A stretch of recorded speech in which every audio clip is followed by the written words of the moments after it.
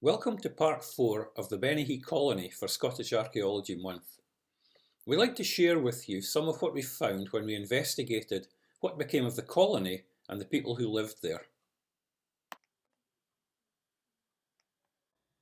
It was the Commonty which drew the settlers to Bennachie, a place which held the promise of a new start, with resources on the hill and where no one landowner controlled their lives. For the goodly mountain yielded fuel for the fire, stones for the dwelling house, the barn and the byre, heather for roofing, and all were gotten free, for no oppressive landlord could swallow Bennachie. We are spared oppressive landlords on Bennachie today, but the colonists may have had cause to see things differently. During the early years, they had no rent to pay for the crofts they had created themselves, on land whose ownership in legal terms was shared among a number of surrounding estates. In 1859, everything changed. The Commonty of Bennachie was legally divided, with individual portions allocated to specific owners. This map was used during the division process and shows which part of the hill were allocated to which landlords. Following division, the colonists were obliged to pay rent for their crofts. In 2013, one of the volunteers, immersed in the archives at the University of Aberdeen's Special Collections Centre, discovered a flimsy sheet of blue paper on which was a handwritten list of the colony crofts, their details and the rents they were expected to pay. Ken Leddingham's eureka moment brought the reality of life on the hill into sharp focus. Living on the edge, financially and in real terms 700 feet up on marginal land, it is no surprise that paying the rent would have been a struggle, in some years at least. Rents increased over the years.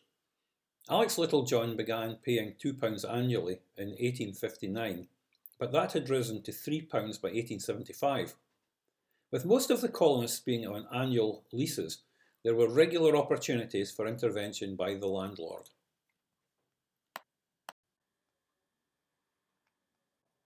Things came to a head in 1878, when the Littlejohns at Shepherd's Lodge and Margaret MacDonald at Hillside were evicted for non-payment of rent. The landowner wasted no time in ensuring that their homes could not be reoccupied. The 21st century archaeologists can testify to that. While they found no evidence for the story that Shepherd's Lodge had been set on fire on that fateful day, they will not forget the tonnage of stones heaped in the interiors, where the walls and gable ends had been pushed in after the evictions to make the premises uninhabitable, and which had to be carried outside before the detailed excavations could begin.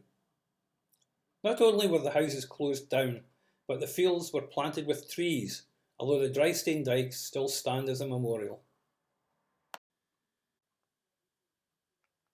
We can see the difference in the landscape by comparing Ordnance Survey maps. Where fields grew crops in 1869, by 1901 many were fully planted with trees. At least 140 people are known to have lived in the colony at some point in their lives. While the trauma of 1878 hastened the process of depopulation, a gradual decline in numbers had begun by the time of the 1861 census. Where did they end up? Some, beleaguered by poverty and ill health, spent their last years supported by the parish. A notable exception was George Esson, who farmed the family croft at Boghead of Tullis until his death in 1939, 100 years or more after the first Essons arrived on the hillside. Many of the colonists have been traced through their later years and were found throughout the northeast.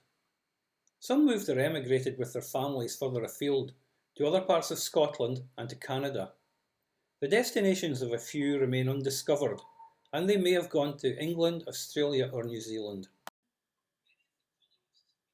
In deference to the memory of the colonists, and as an exercise in experimental archaeology, the Baileys have recreated part of the old kail yard at Shepherd's Lodge. Volunteers are using methods similar to those available to the colonists to help recognise the challenges they may have faced. We have shown that with a measure of TLC, the soils improved so long ago and with such effort can still nourish and enrich the modern world.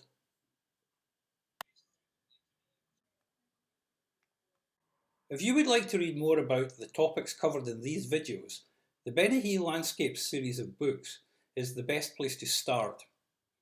4 volumes have been published so far, including a wide range of papers on many aspects of Bennachie, in addition to the archaeology and archives. The Baileys have also spread the word with talks to groups and contributions to academic and other journals.